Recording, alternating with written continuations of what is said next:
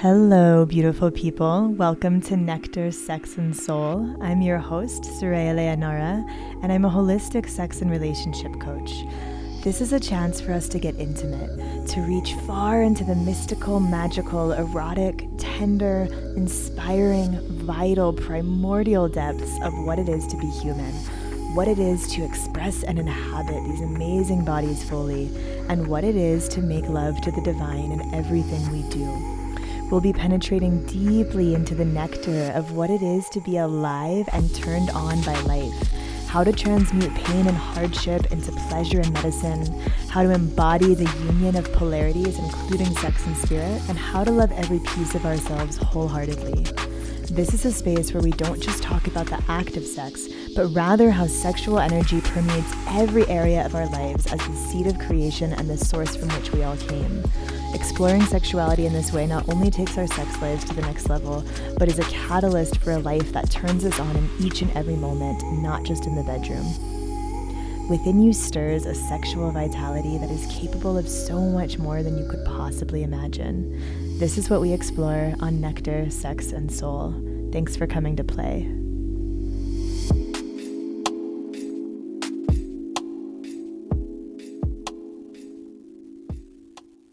Hello, everyone. Thank you so much for joining me again today on Nectar, Sex, and Soul. This is Soraya Leonora. And today I am really excited to dive into the topic of desire. So I want to unpack some of the stigma and the misconceptions around desire. I want to talk about how we can channel it in really healthy and transformative ways and really harness the life force energy of it, and how we can magnetize what we desire in a way that's deeply fulfilling, in a way that is bringing us closer into alignment with our truest selves, rather than depleting us or distracting us or making us feel like we're in this rat race chase. So desire gets a bad rap in a lot of spiritual traditions. The Buddha said that desire is the root of all suffering, and we'll circle back to that in a little bit. But Tantra holds everything as sacred, so each piece of the puzzle is playing its own essential role in the whole of existence. Desire is the spark of holy longing that perpetuates our species on this planet. Without desire, there's no drive to procreate. There's no drive to make love. This is actually the force that propels life, that propels that sacred union between two people, whether they are trying to create life or not. It's that magnetism that draws two people to connect on a deeper level. And it's that magnetism that draws us to connect on deeper levels with other parts of ourselves, which I'll touch on more in a little bit here. Desire is a part of being human. It's the umbilical cord to divinity. It's that holy primordial longing for the merging of matter and spirit, for the embodiment of sacred union with all that is, for sacred union within and without. It's the fuel of passion that makes us come alive. It's the song in our heart that guides us towards our life's purpose and fulfillment. So your desire is holy, not some weed to be pulled from existence and transcended. And as I talked about in earlier episodes, a spiritual path that is overly focused on transcendence is severed from the roots, from the body, from sexuality, from the earth, the feminine. Desire is that longing for these two sides of the same coin, for matter and spirit, sex and spirit, energy and consciousness, masculine and feminine, to be in union. So it's not desire that is the root of all suffering, but the attachment to it. Desire is only problematic when we fall prey to the illusion of separateness, forgetting that we are already one with desire. It's problematic if it distracts and disconnects us from what's already here and takes us out of the present. So if we feel like we can't be happy without having what we desire, if that desire is pulling us out of the present moment, then it's that attachment to getting our desires met and the illusion of separateness that causes suffering, not the desire itself. What's important is how we work with our desires and determining our why behind them. Why do we want that desire? So if you've followed my work, you've probably heard me say this in reference to male sexuality. Male sexuality is the energy of fire. And I often say that untamed fire can burn the world down, but channeled fire fuels it, warms it, illuminates it, right? So fire is this very powerful force. And if we don't know how to work with it, it can be catastrophic. It can be really destructive. But if we know how to channel it, there's this immense power of using it in a constructive way. So the same goes for desire. Untamed fire can burn the world down. Channeled fire fuels it. So repressed desire, as we talked about in previous episodes, can mutate into these perversions, depression, illness, stagnancy. But effectively channeled desire is a potent fuel source for creation. Some desires can be rooted in unhealthy tendencies and can become obsessions. So determining the why behind our desires is really crucial here. If this desire is trying to fill a void, if it's a vice to escape from what we don't want to look at, if it's stemming from an avoidance of pain, if it's solely ego-driven and self-serving at the expense of others, or in a way that leaves us constantly in a state of lack or always needing more, or if it's a surface-level desire, then it can be problematic. So, example of this. If we have a desire to be fit or lose weight because we just want to look good, we want to fit a societal standard, we might try to achieve this desire in healthy ways that aren't in alignment with the whole of who we are. Or we might have a hard time motivating to meet that desire because the why is a bit more surface level. It's not coming from this deep soul longing, but it's coming from a bit more of an ego level. I need to be this way, to be perceived in a particular way. There's nothing wrong with wanting to look good, not at all. That's something that can really make us feel good. But notice what I just said. Looking good is something that can make us feel good, or maybe it's something that can help us attract a partner, or it makes us feel more vital. It makes us feel more capable if we are strong and resilient and flexible and embodied and everything in our body is working well. It's much more about how we feel rather than how we look. If we bring our focus to how will I feel by putting the effort into fitness. If I'm approaching fitness from a societal standard and I'm trying to achieve a certain body type in a way that's not making me feel good, if I'm not enjoying my workout, if I'm starving myself, if I'm exhausted, I'm not in alignment with what achieving that desire is going to help me feel. And so there's not a deeper why. I'm actually abandoning myself in order to achieve this surface level desire that I think I want, but maybe that is more of a part of my programming or conditioning or an avoidance of pain, rather than a calling to come into my deepest vitality and health and functionality in a way that feels right for me, rather than what is determined by society. So consumerism sells us the story that we must have more to experience blissful states. Once I get this promotion, once I have a healthy relationship, once I get out of debt, once I heal from this illness, then I can finally be happy and rest and play.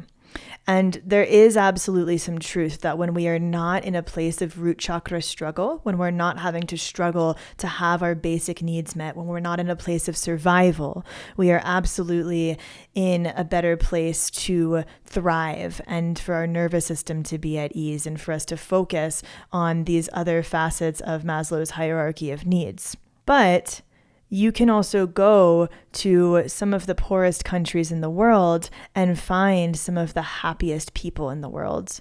And it's because they are so deeply connected to spirit and they are so able to meet the moment for what it has to offer.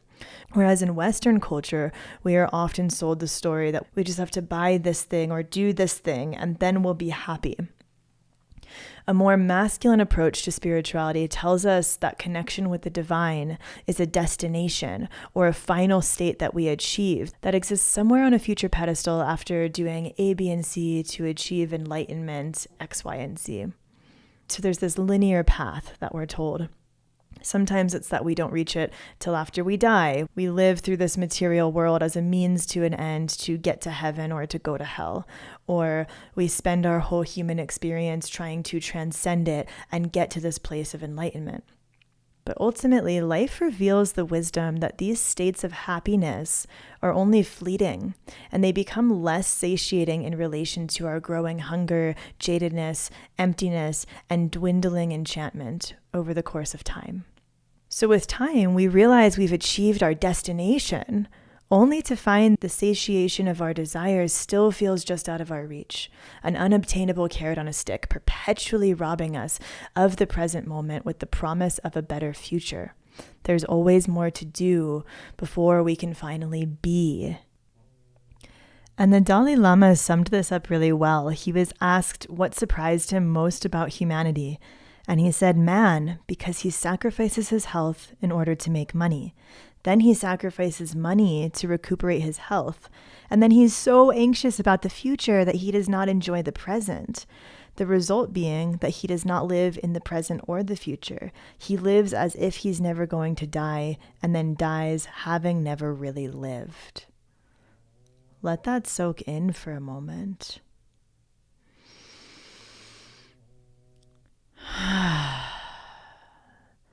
It's our attachment to having our desires. It's our addiction to convenience culture and instant gratification that can cause us to let our life slip away from us in the pursuit of desire rather than having a deeply present relationship with our desire.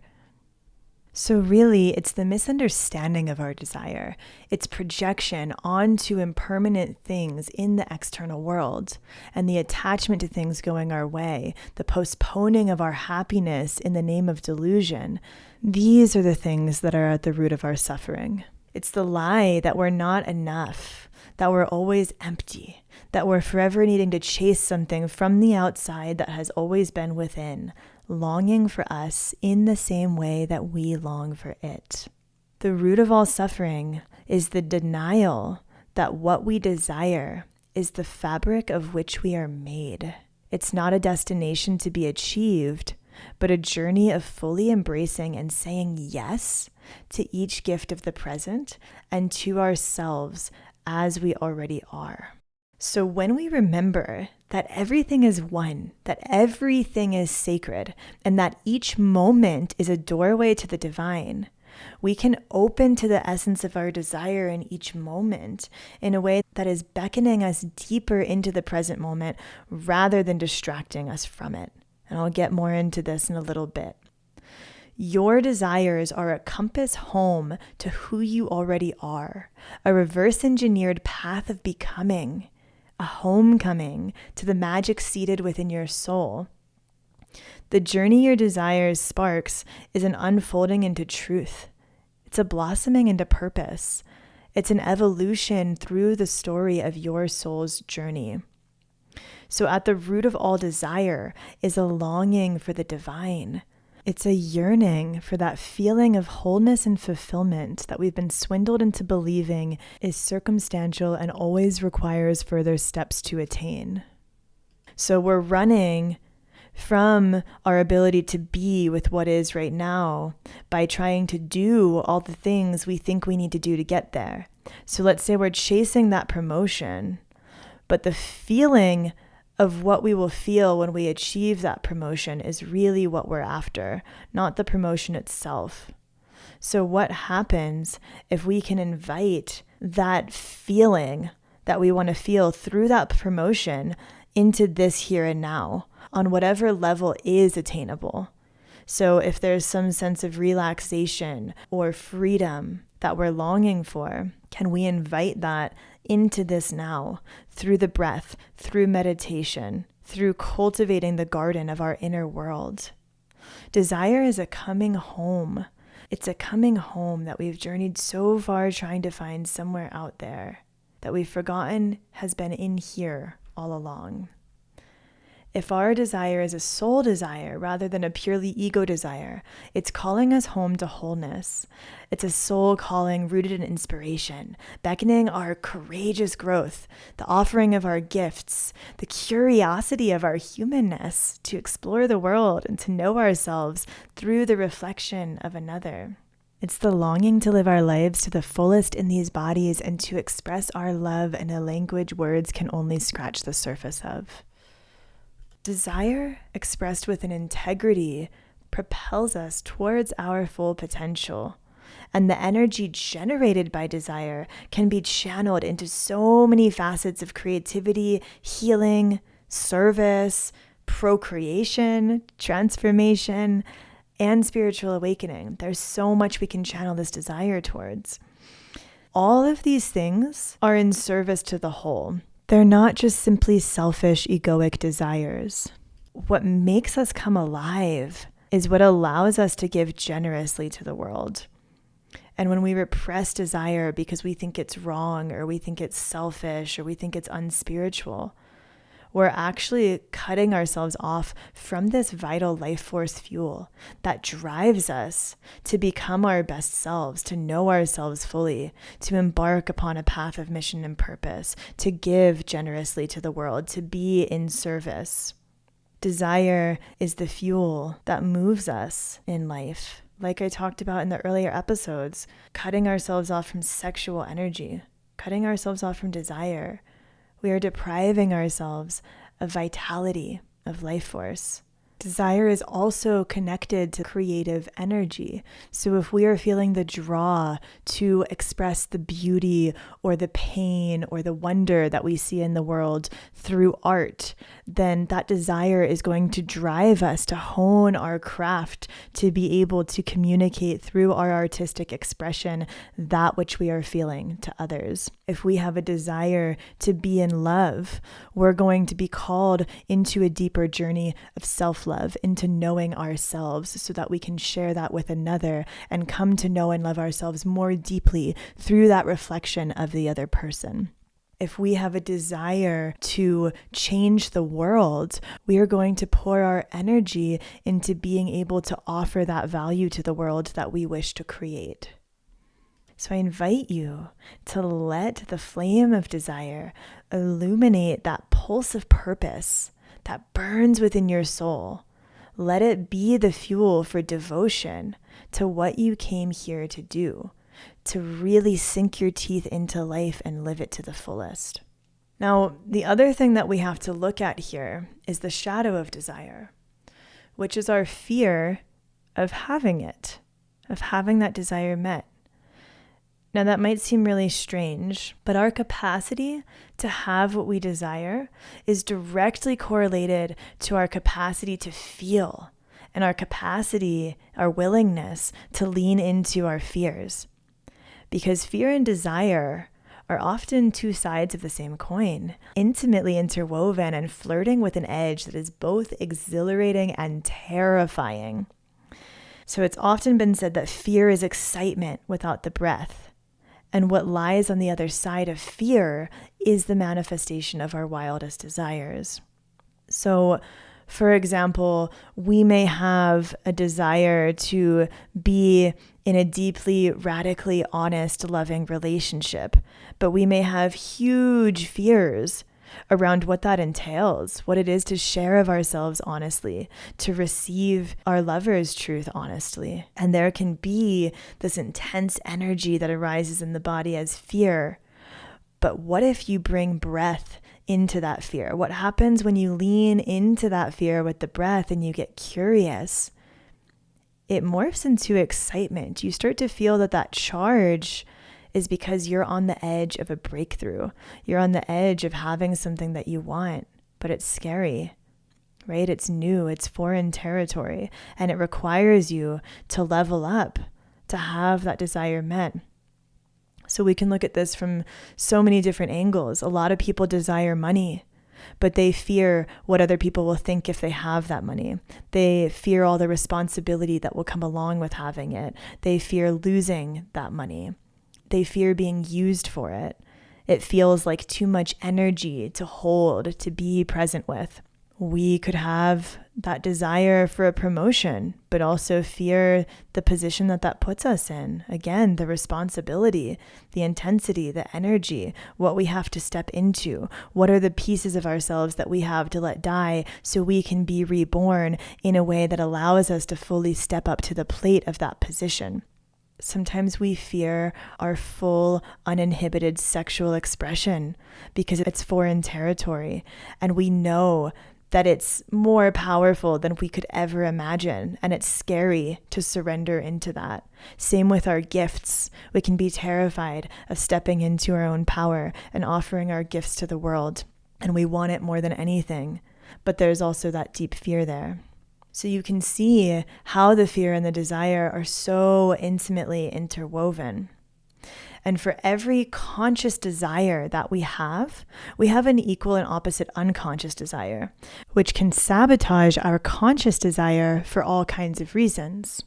So just like we talked about, we can have this desire for something, but the fear is the unconscious mind's desire to keep us playing small, to keep us safe. The unconscious views the fear as safer, right? So fear is a healthy response. It lets us know when we're treading an edge that maybe we need to be careful around.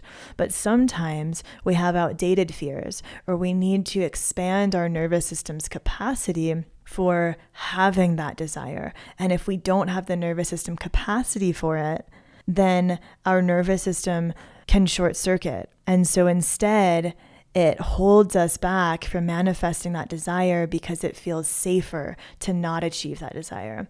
And this is a whole huge, juicy topic on its own that we'll get into in a future episode. But you can see how by making the unconscious conscious, we can be in a deeper place of choice around our desire. So circling back to this illusion of separateness, paradoxically, it's the sense of otherness that causes us to desire something, because we sense that what we desire is separate from ourselves. And in fact, this sense of otherness is a necessary ingredient when it comes to longing and polarity, especially in the sense of relationship. And I'll touch on this in a future episode too. It's, again, another huge topic. But curiosity is the foundation of desire, right? So when we desire someone, or when we desire something, there's a curiosity, a deep desire to know ourselves through the lens of what we desire. There's a deep desire to know that person, to know the experience of that thing that we want, that we're desiring, that we're craving.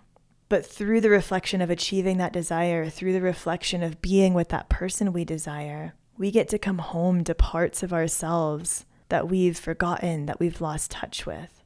So what we long for is actually who we will become in the achieving of that desire, what we will feel, what we will experience in our bodies and our lives, rather than the actual thing itself. It's who do we come home to in the achieving of this desire. This is part of the play of Shiva and Shakti, of matter and spirit, of the dream of duality. This otherness generates polarity. It generates energy. So just like the positive and negative poles of a magnet or an electrical current, we need the positive and the negative to generate that push and pull dynamic, to generate that pulse, to generate that longing. But then paradoxically, the trick is remembering that it's all one. So getting clear on the why behind your desire. Why do you desire it? What is the part of yourself you're longing to come home to through this holy longing? What are the feelings that arise with the vision of having this desire? How would your life change if this desire were to come true? Now, what if I told you that what you most deeply desire is already here? Everything is one. You are a microcosm of the whole and contain the entirety of the whole within you. So the feminine tantric way is to open to that state of connection in each moment, to receive the gifts of each moment, recognizing every circumstance as divine. The tantric path is to meet each moment with remembrance of our true nature, dropping into the immanent divine connection that permeates all of existence. And your magnetism is strengthened by embodying the feeling of already having what it is you desire. It's a courting of the piece of the whole that you want to connect with more deeply through slipping into its skin and becoming its essence. If there's something that we want, but we're in this place of lack, we're in this place of scarcity, of not enough, of desperation, of obsession, that's not an attractive energy. Have you ever been attracted to that energy in your life? Probably not.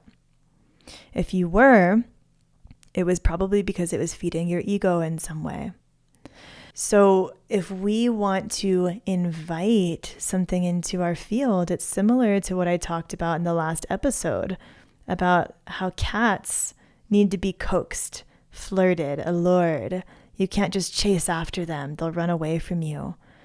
There's an aligning and attuning to their frequency and being open to receive their blessing. So you're not grasping, you're not chasing, you're opening and allowing.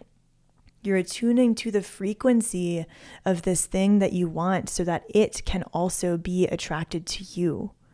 And so again, finding how can I feel this feeling of love, this feeling of peace, this feeling of freedom, of connection, whatever it is that you're desiring, how can you invite it into your embodied experience on some level right here, right now, so that you are a match for that desire?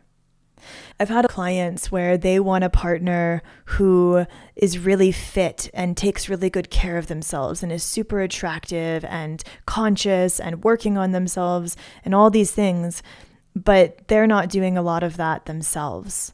And they're expecting somebody like this to be attracted to them, but they're not putting that energy into their own self-care, their own self-expression.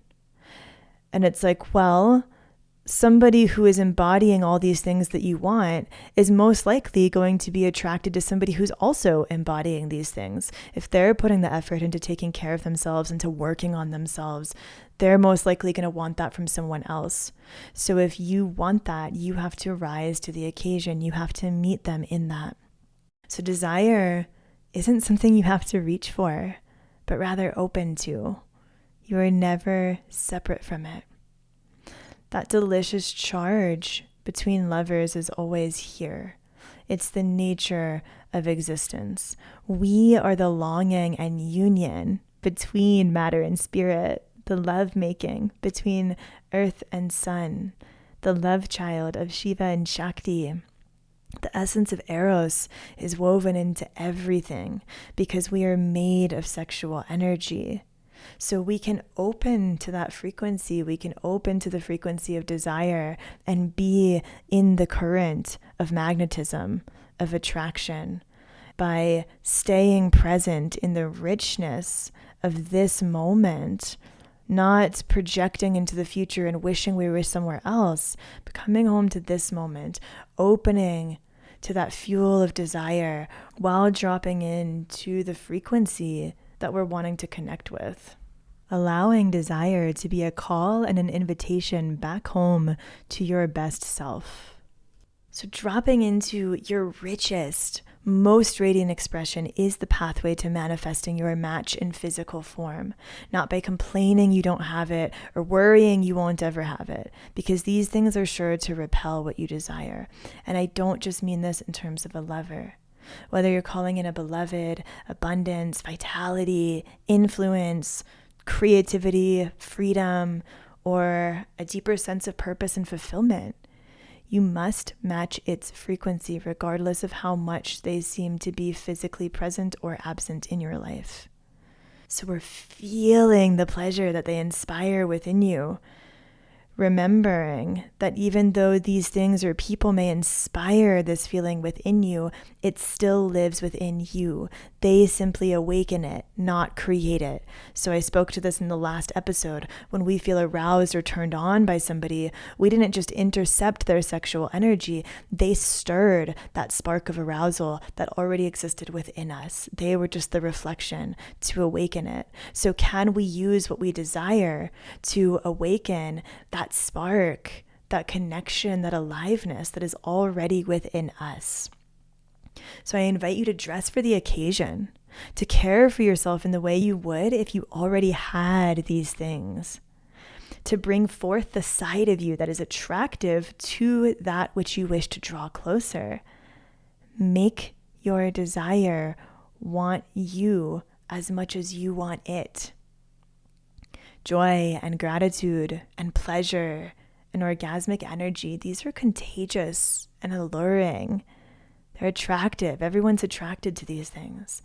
So flirt with every moment of existence, and life will wink back with beautiful synchronicities and blessings, some of which will be beyond your wildest dreams, and some of which will be laced into the mundane and will only reveal themselves to you if you can shift your perspective and open to receive them. Otherwise, you might be blowing right past them and missing them entirely.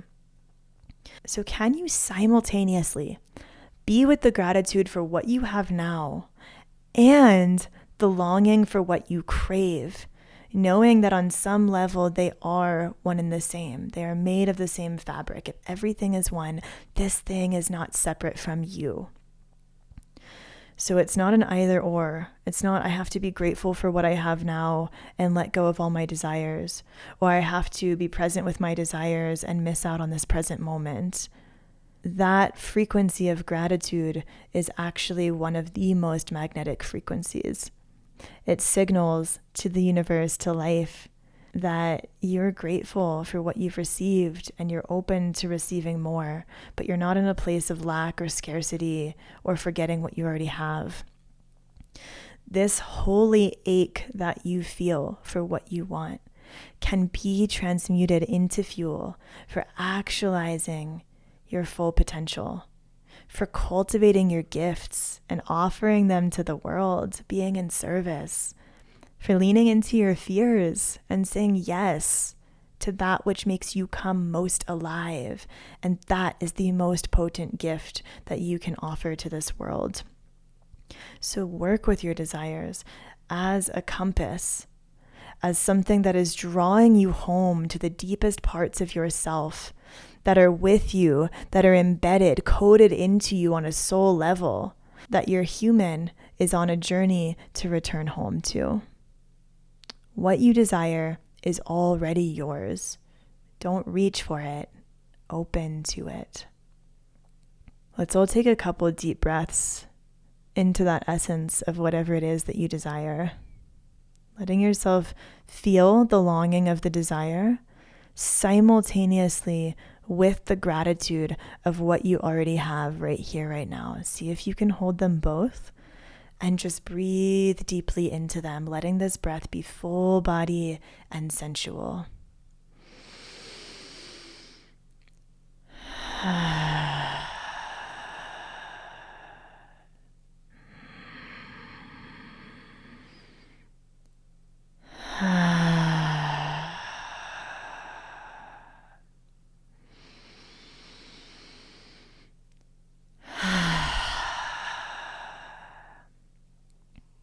So loves, if this episode turned you on, if this lit something up within you and you want to go deeper into not only magnetizing that which you desire, but really taking in the gifts of each moment, recalibrating your frequency to one of gratitude and receptivity and fulfillment in each and every moment, I'm going to be offering 2 live deep dive portals, one for the new moon and one for the full moon.